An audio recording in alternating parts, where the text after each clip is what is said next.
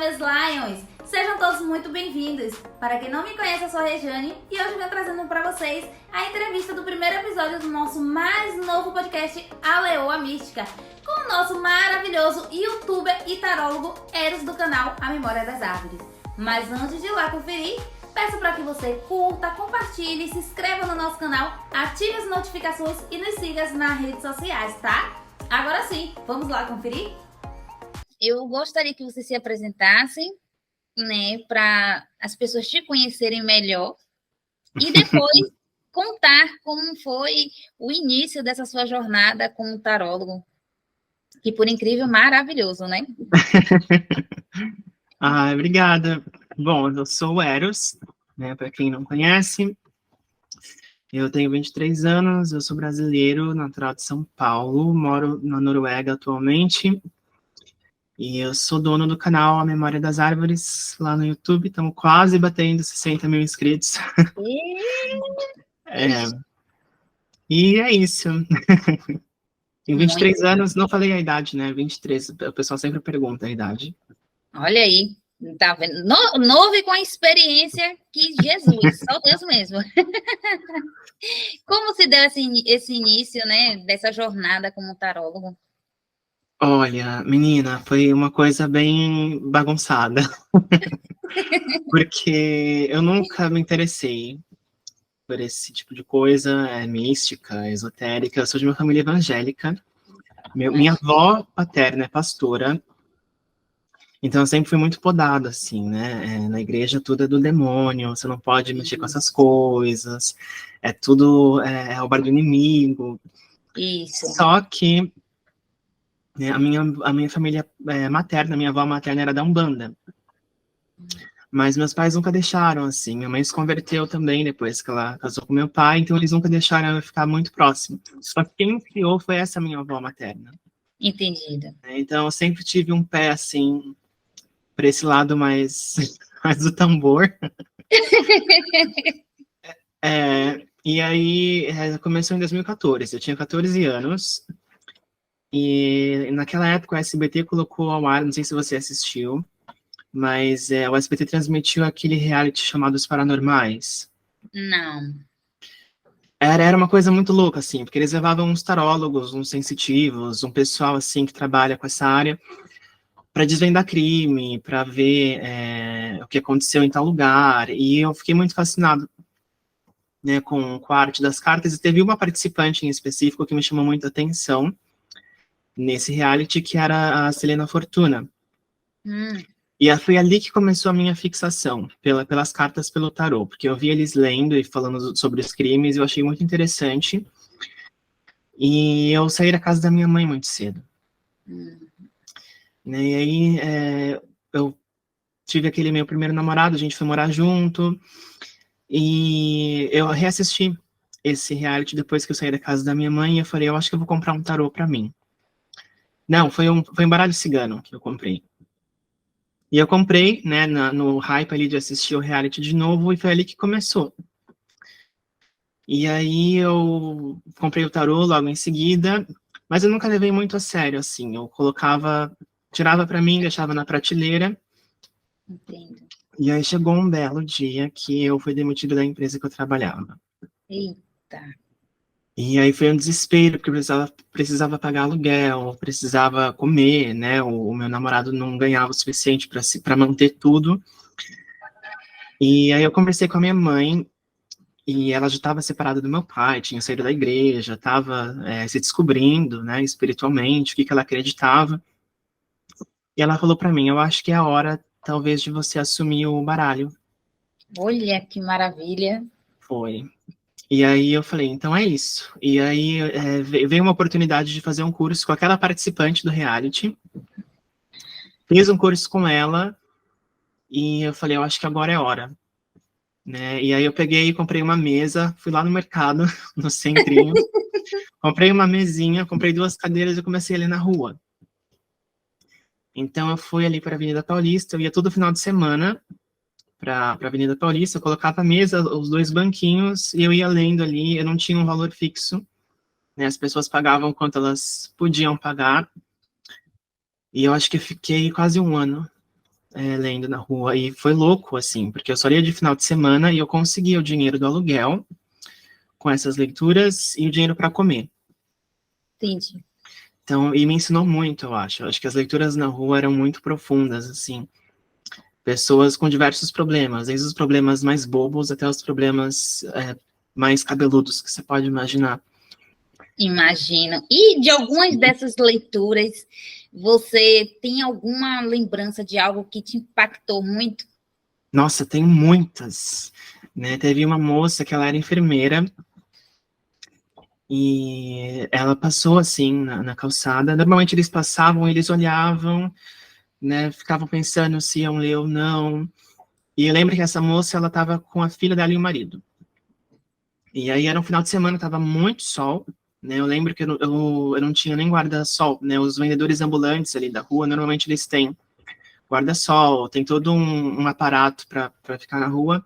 Tava muito sol esse dia, essa moça veio direto, assim, em mim.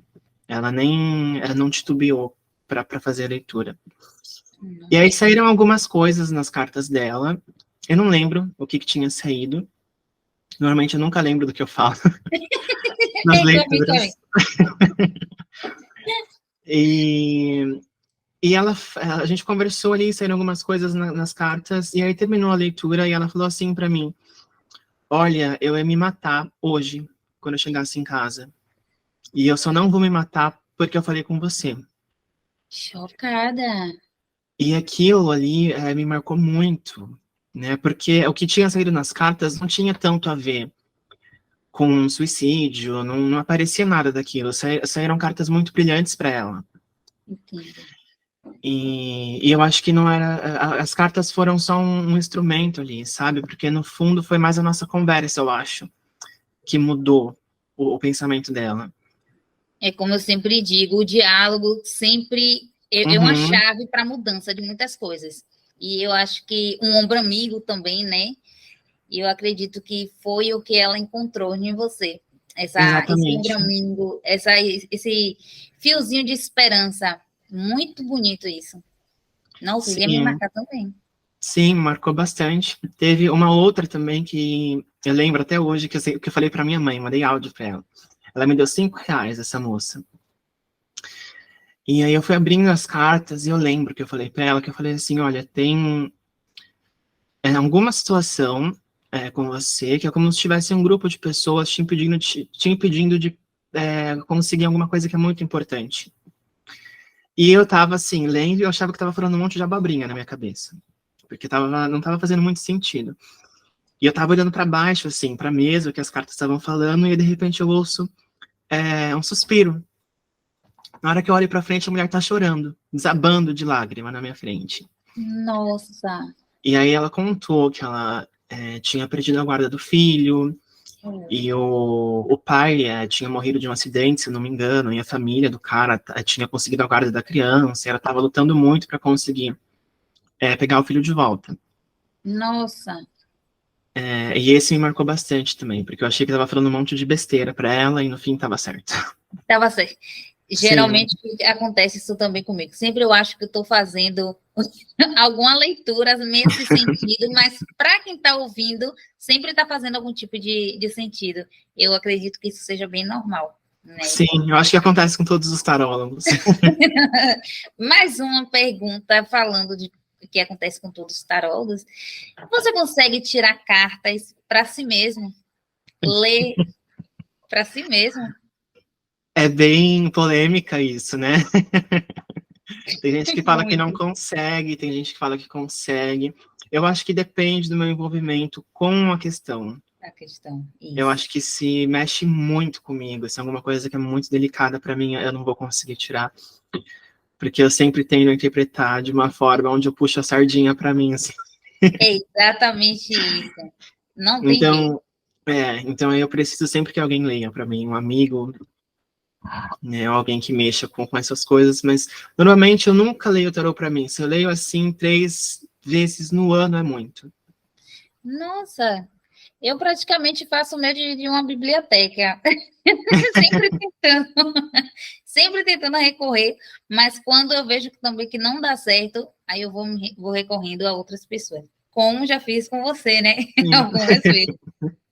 Muito bom. Tem alguma religião específica assim que te enche os olhos, que você goste ou faça parte, alguma coisa assim?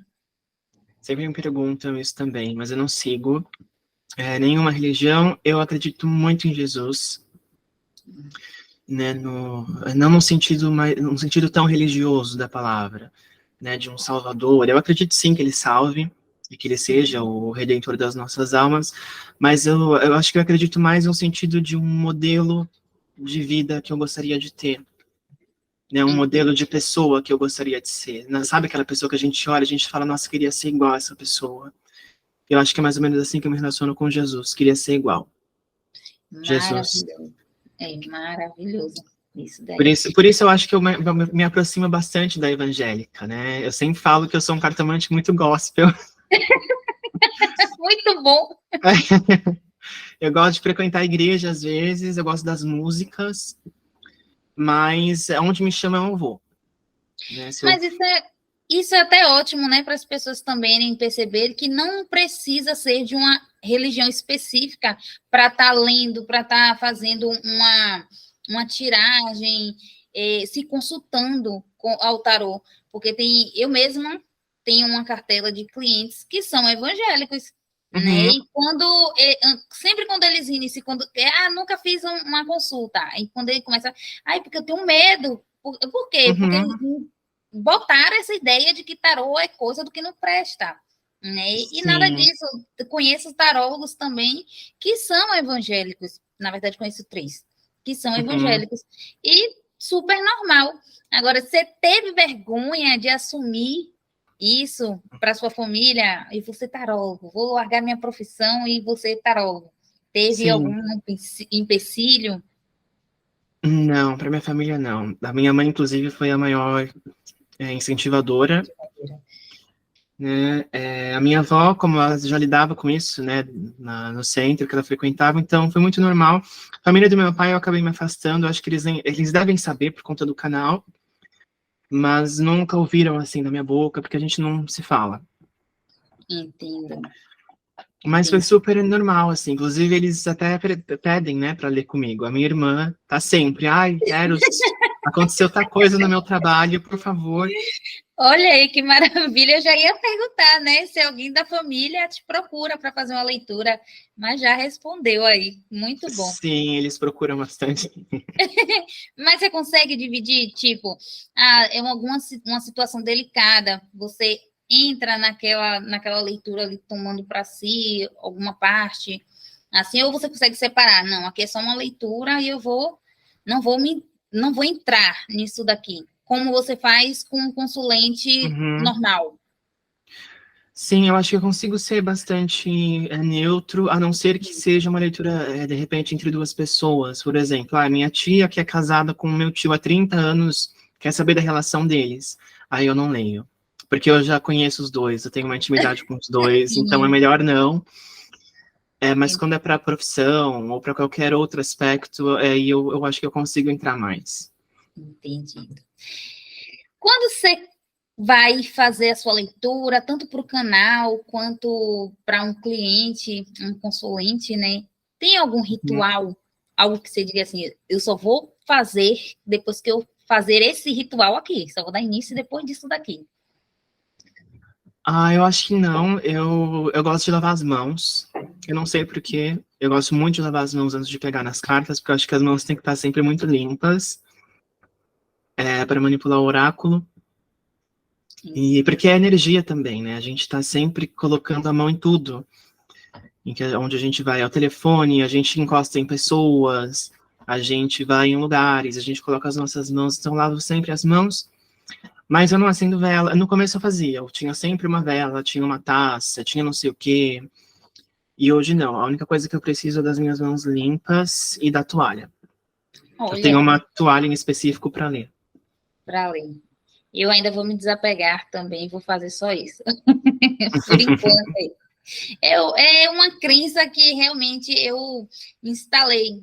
Acho que Sim. depois que acender a vela, um incenso, fazer minha prece, e aí sim eu posso começar a ler, a atender, fazer atendimentos. Mas é muito bom saber que não precisa, não é necessário ter um ritual para estar fazendo nada disso. Não, eu acho que também isso tem muito a ver com o ambiente que a gente está inserido, né? Eu acho o Brasil um lugar muito místico. É cheio de magia, eu acho o Brasil um lugar muito mágico e nós somos muito conectados com a espiritualidade, né? E quando eu estava no Brasil, eu acho que eu tinha mais rituais. Mas aí depois que eu vim para cá, aqui é um pouco mais frio, eles não acreditam em nada. Então é até mais difícil para eu conseguir comprar vela, essas coisas, porque não tem muitas lojas desse ramo esotéricas. Então normalmente tem que pedir pela internet. Aí, mas eu já abandonei esses rituais e a leitura flui do mesmo jeito. Flui do mesmo jeito. Ó, que ótimo. Então, vamos agora partir para a jornada da sua espiritualidade, né? A gente falou ali que não tem uma religião, mas você tem uma forma de se conectar espiritualmente? Nossa, essa pergunta é bem difícil. Tipo, toda noite, antes de dormir, eu oro. Quando acordo, eu oro. Eu acendo a minha vela para o meu anjo da guarda, que também é muito polêmica isso, entre acender vela e não acender. Sim, como eu falei no canal, né, eu tenho que estar perto das árvores, eu acho, sempre, para me sentir conectado. Tanto que quando eu estava, antes de vir para cá, eu tinha planos de me mudar. De São Paulo, eu ia para Monte Verde, em Minas Gerais, que é um lugar bem pequenininho e é no meio da serra, assim. Eu sempre gostei muito de mato. Entendi. Desde que eu era criança. Inclusive, na Umbanda, eu passei um tempo na Umbanda, eu era filho de Oxóssi. Sou filho de Oxóssi, né? Continuo sendo, mesmo tendo saído. Então, sempre tive uma conexão muito forte, assim, com o verde. E com a música, né? Eu sempre falo no canal também que eu acho que a música, ela é muito espiritual. Eu acho a arte muito espiritual. Então, acho que a minha forma de me conectar é escrevendo. Eu tenho, inclusive, um plano de lançar um CD ainda até o final do ano que vem. Ai, que maravilha! Gosto muito de cantar. Eu acho que essa é a minha melhor forma de me conectar com o espiritual. É escrevendo, ouvindo e estando em contato com o verde. Ah, que ótimo, maravilha, maravilhoso, maravilhoso mesmo. Você falou que era filho de Oxóssi, já fez parte do candomblé, não foi? Eu passei tempinho no candomblé, passei a maior parte do meu tempo na Umbanda e foi bem polêmico, assim, essa passagem na Umbanda, porque eu tinha muito medo, né? A primeira vez que eu fiz uma leitura de cartas, eu acho que eu tinha 14 anos, né? Que eu fui num tarólogo. O primeiro contato que eu tive, assim, com qualquer coisa que não era igreja evangélica foi em 2014, que a minha avó me levou em uma festa cigana. Que aconteceu em São Paulo, e ali foi onde eu tive o meu primeiro contato, né? Uma pessoa leu para mim, aconteceu tudo que a pessoa falou. Nossa. Não lembro o nome da pessoa, não lembro quem era, mas eu lembro da leitura. E ali, uns meses depois, a minha avó me chamou para uma outra festa, que era do terreiro que ela frequentava, e era uma festa de Exu. Então, foi a primeira gira que eu fui, e foi bem uma gira de Exu, né? Que é a entidade mais polêmica, eu acho, né? Amo! E aí eu fui ali, nessa época eu tava passando por uns problemas com a minha família, e aí o Exu do dirigente da casa veio falar comigo. Eu não queria conversar com ninguém. E ele foi até mim. Né? E esse Exu, e eu com várias coisas na minha cabeça. Meu Deus, eu não devia estar aqui, isso daqui é tudo do diabo, esse povo vai tudo pro inferno. E ali, esse Exu falou comigo, e ele foi bem assim na minha ferida. E ele perguntou para mim, por que você odeia seu pai? E ninguém sabia disso. Eu acho que nem minha avó imaginava isso. E ele perguntou isso para mim e eu fiquei, meu Deus, como que ele sabe, né? Sabe. E aí ele falou assim, você, eu não lembro direito quais palavras que ele usou, mas ele meio que falou, você ter ódio do seu pai, você vai fazer mal para você, não vai fazer mal para ele. E você precisa aprender a perdoar. Ele falou de uma forma meio poética, mas foi isso que ele quis dizer. E ali, depois ele me deu uns outros conselhos, né? Eu era muito parado, muito folgado. Ele falou pra mim, por que você não lava um copo dentro da sua casa? Não ajuda a sua mãe. Eu morava com a minha mãe ainda nessa época. O bom deles é que eles são bem diretos. Exato. E aí, enfim, ele deu esses conselhos e eu fiquei confuso. Porque eu falei, se o Exu é o demônio, por que ele tá me pedindo para perdoar o meu pai? Isso. E aí que começou o nó na minha cabeça. Aí eu comecei a querer buscar mais conhecimento. Né, que eu falei, acho que a igreja, nada contra a igreja, eles têm o pensamento deles, mas eu acho que eu preciso buscar a minha verdade. A sua Que verdade. faz sentido para mim, enfim, comecei a me questionar. E ali, depois de uns meses, eu entrei num terreiro de Umbanda, perto da minha casa. E foi bem difícil, assim, porque minha mãe não estava... Ela estava meio cega, assim, com a religião. E a gente brigava muito por conta dessa minha escolha de ter ido para Umbanda. E foi um terreiro, assim, que mudou muito a minha visão sobre tudo. O dirigente daquele terreiro era uma pessoa maravilhosa.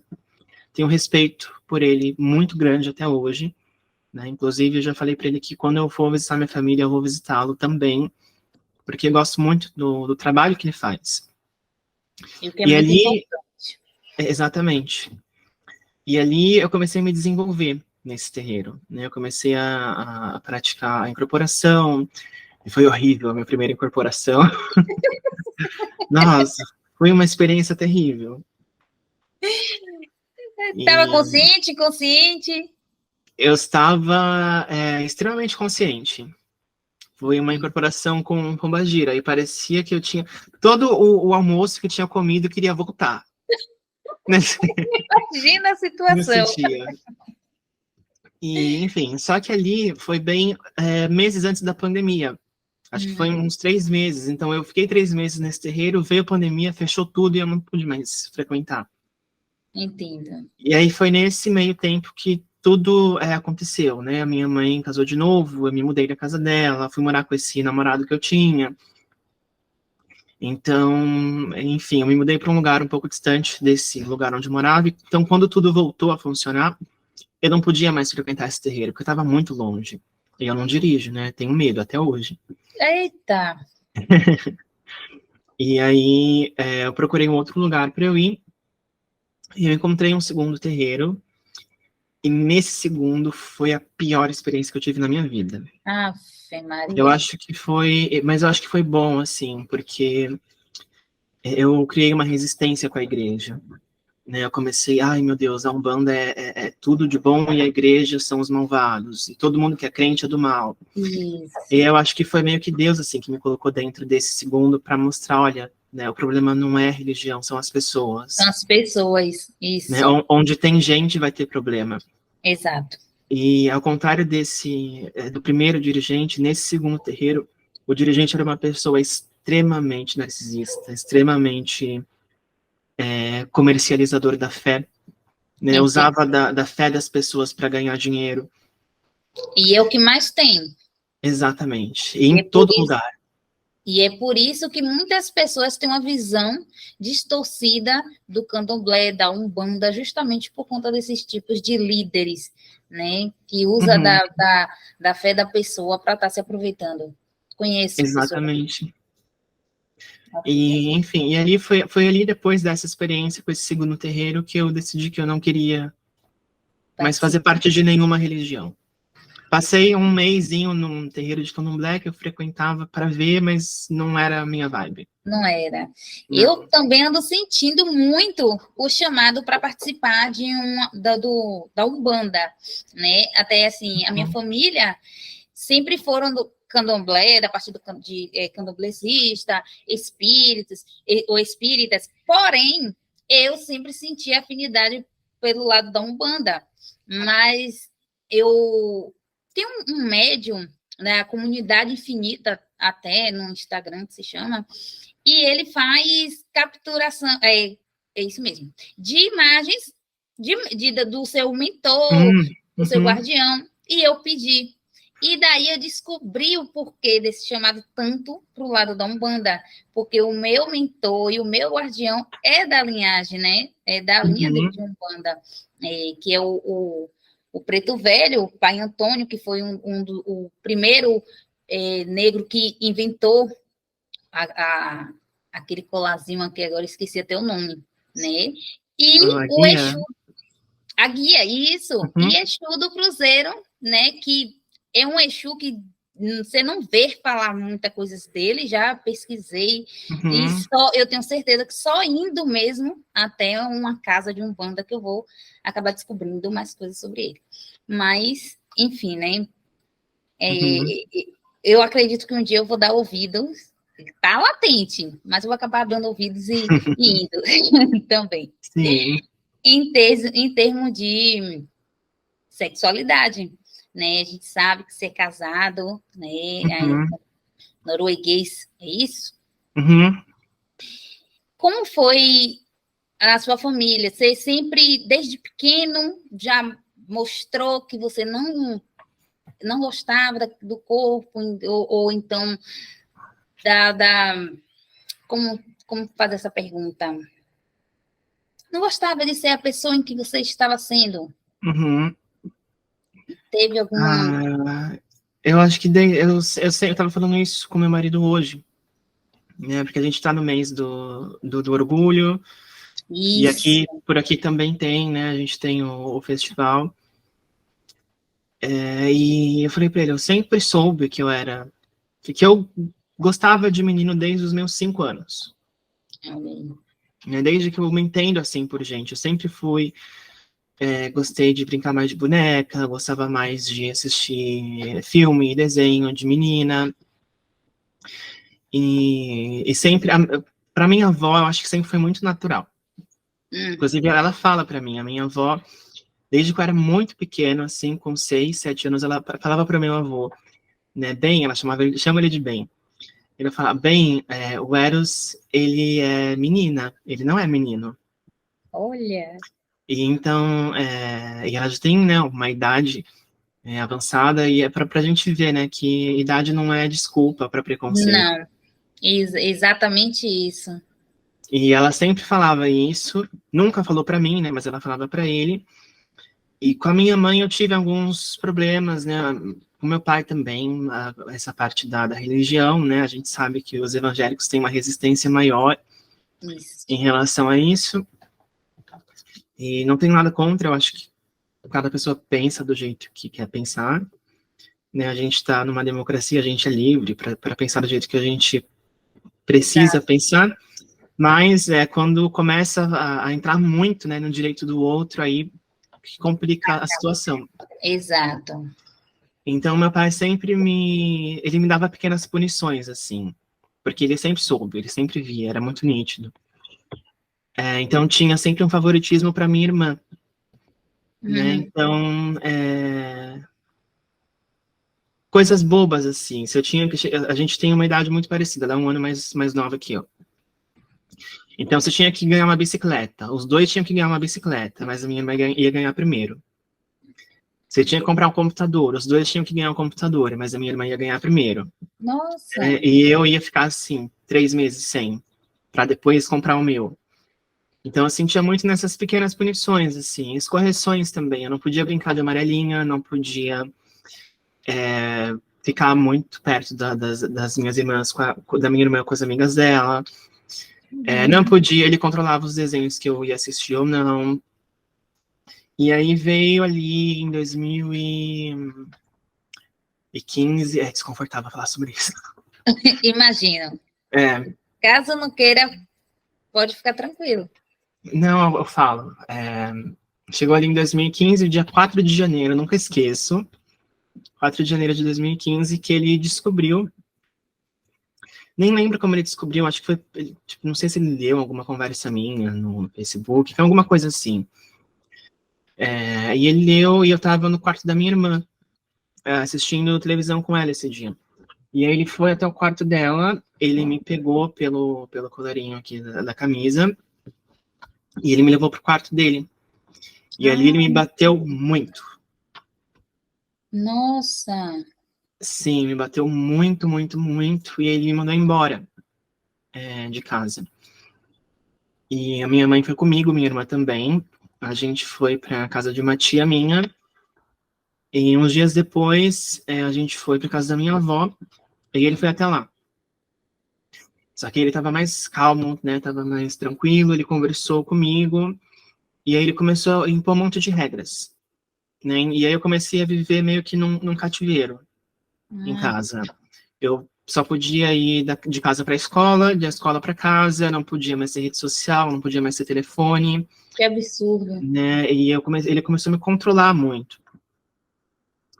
E aí foi mais ou menos isso. A minha mãe, ela demorou um pouco para entender, né? Eu acho que nem aceitar, porque ela já sabia, ela sempre soube, mas ela demorou para entender como lidar.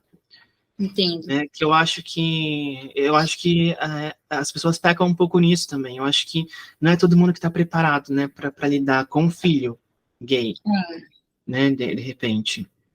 E eu acho que ela teve o processo dela. Ela aprendeu a lidar. E eu acho que eu talvez não tenha sido o filho mais paciente, mas ela aprendeu. E eu amo muito a minha mãe. Eu amo ela O que assim no fundo do meu importa. coração.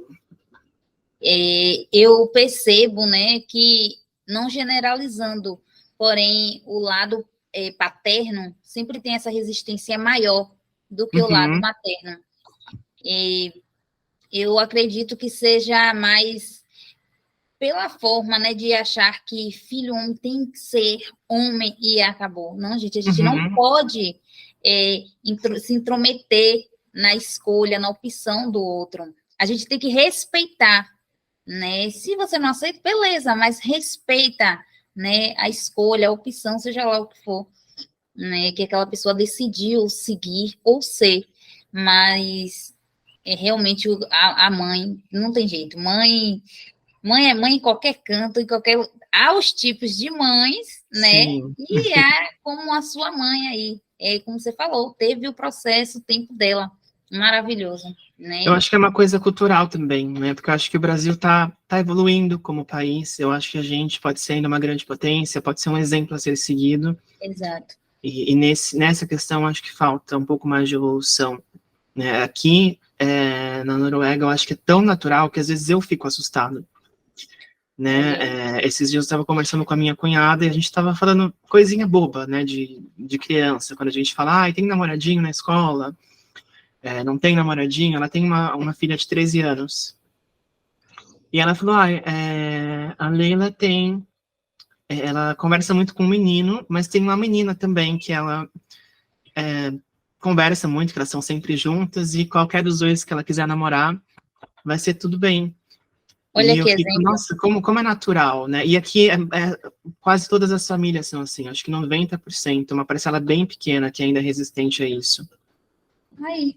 O Brasil tem que tomar isso como um exemplo, né? Eu acredito que, vou chutar, não tenho uma certeza, mas acredito que 60% dos brasileiros ainda precisa expandir a mente em relação a isso, né? Sim, eu acho que é uma coisa tão natural, porque não muda. Né? Eu acho, igual a Hebe Camargo falou, quem tem que ser É exatamente isso. Não é porque eu vou aparecer, ou porque a gente está aparecendo na televisão ou na internet, que eu vou influenciar alguém a ser. Isso vem de dentro. Uhum. Não precisa ninguém estar influenciando nada. Eu acredito que não seja influência. Não. O mínimo, aqueles que foram influenciados. Assim eu penso. Não acredito nessa parte de influência, não.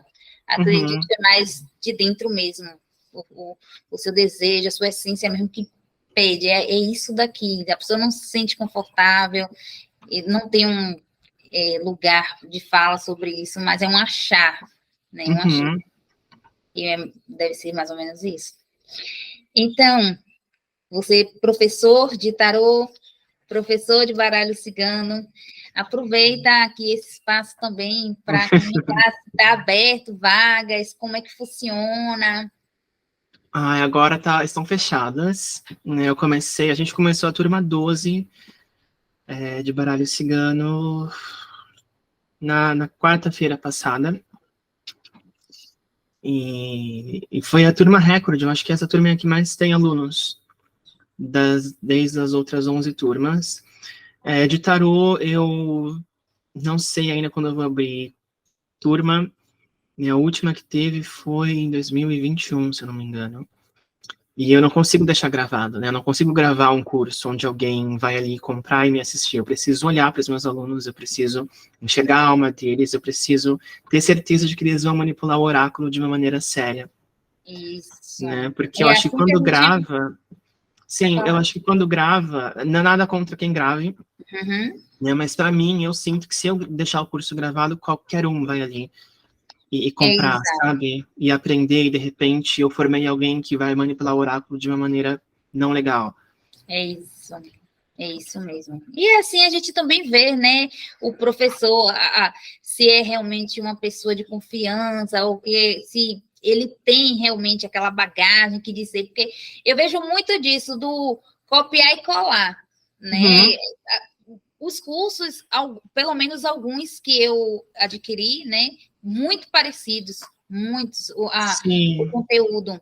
Então, eu acredito que dessa forma em que você faz é melhor, até porque a gente está interagindo ali, tem aquelas dúvidas que podemos estar tirando. Já em um curso assim gravado, não vejo uma forma de você estar tirando dúvida, porque nem sempre o professor está ali fazendo lives toda semana, nada disso, podendo responder a todos. Muito bom dessa forma que você está fazendo. Quando você olha para o tarô hoje, tem uma palavra para você definir ele na sua vida? Uma palavra na minha vida.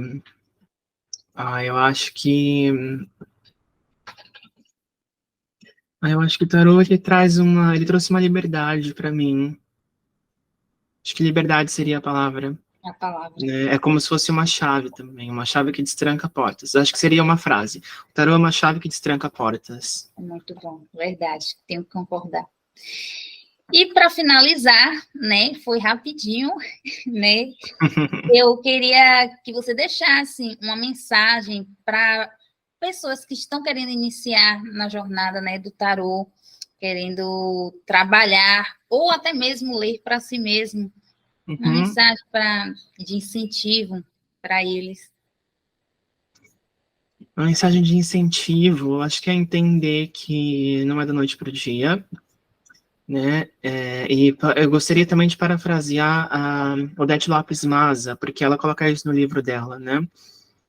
No livro de Baralho Cigano, mas a gente pode usar para qualquer oráculo. Onde ela escreve assim: as cartas, elas não são poesias para serem memorizadas, né? Elas são um ser vivo. E eu acho que eu prego muito isso nos cursos, né? O tarô, o baralho, o oráculo, enfim, que você manipula, ele vai conversar com você de uma maneira que é só com você e que não vai ser com mais ninguém.